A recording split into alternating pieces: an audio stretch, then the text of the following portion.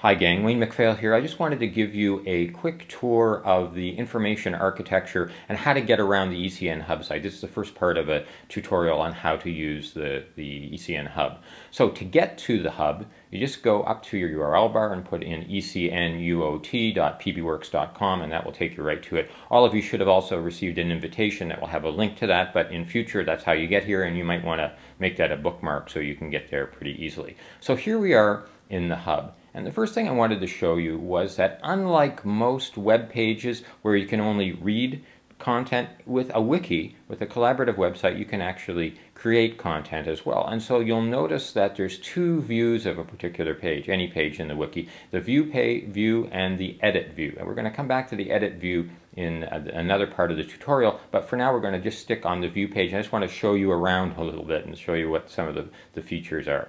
So off the top here, in the central area of the site, is the main content that we're all going to be responsible for creating.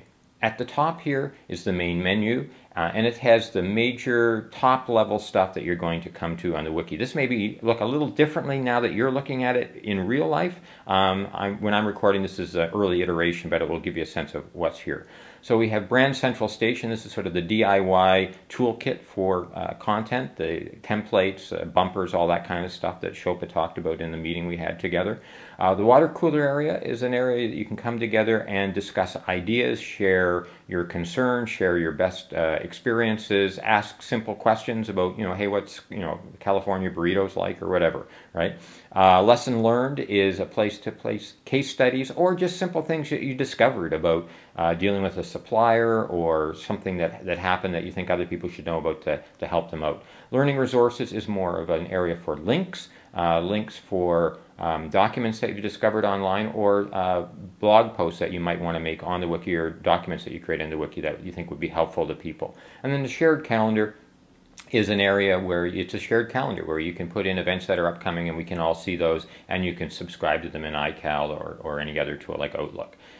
Below that is this just in area. This just in is a very changeable area. This is basically to say, hey, here's what's new. So in this case, I've just pointed to how we come together, which is a sort of terms of service or rules of engagement that I've drafted, and we can all participate in improving, and a quick guide to editing. And I'll add in this area probably the video link to this particular video once I'm completed it.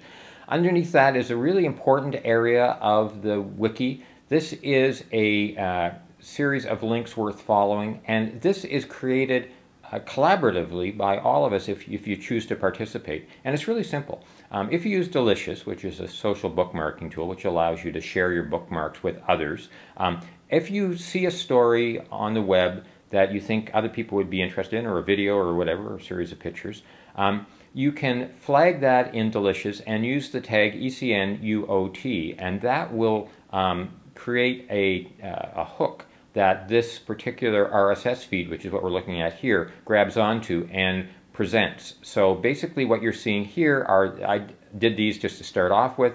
These are stories that I saw that I thought would be of interest to folks in the group, and I just flagged them ECNUOT on Delicious, and now they show up here. So if you would like to see a story show up in this list, all you need to do is flag it ECNUOT and it will show up here. These should be sort of surgically perfect for the work that we're doing together. In this case, there's a study about tablets, there's a thing about UCN Davis, and the pepper spray incident, which is obviously important for media relations, sort of a disaster scenario for UC Davis, and some other links that I put in.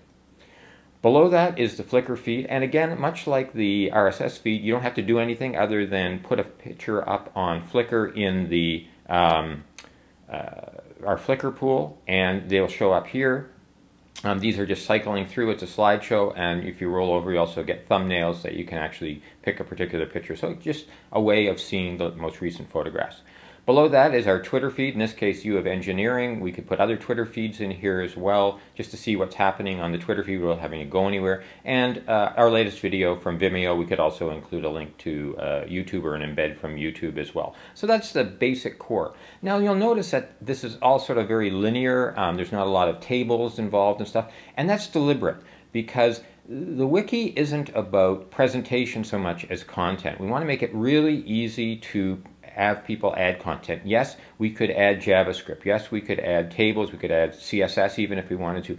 We're not going to do that simply because, or on most pages we're not. There may be some occasions where it makes sense. But it's very easy to edit the wiki, and you'll see that in the next tutorial. So we wanted to just make the pages as clean and simple as possible so anybody can add stuff and not feel intimidated. Now, just one last thing before we leave this part of the tutorial. I just want to go over to the right side, the right navigation. We're not going to touch on this too much about creating pages and uploading files quite yet. That'll be another tutorial, but that's where you'll find it. Over here you'll see one of the most important areas is called the sidebar. The sidebar is basically echoes the main menu area of the main page, but it carries on through the site. And it's what you use to get to the top level parts of the site.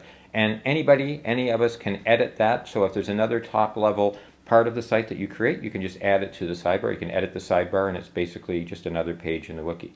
Below that is you can share the workspace. So if you want to add a new worker to the workspace, if somebody joins your team and you want to add them, you can do that here. Recent activity is very valuable because it allows you to see at a very granular level who's come into a page, what page has been changed. So if you have created a document and you're sharing it with other people and you want to see, hey, did anybody make a comment or make a change to my page, you can just go in here and click on this and go to any of those pages and see what changes have been made. And you can click on more activity and even see a more longer list of what the changes have been made.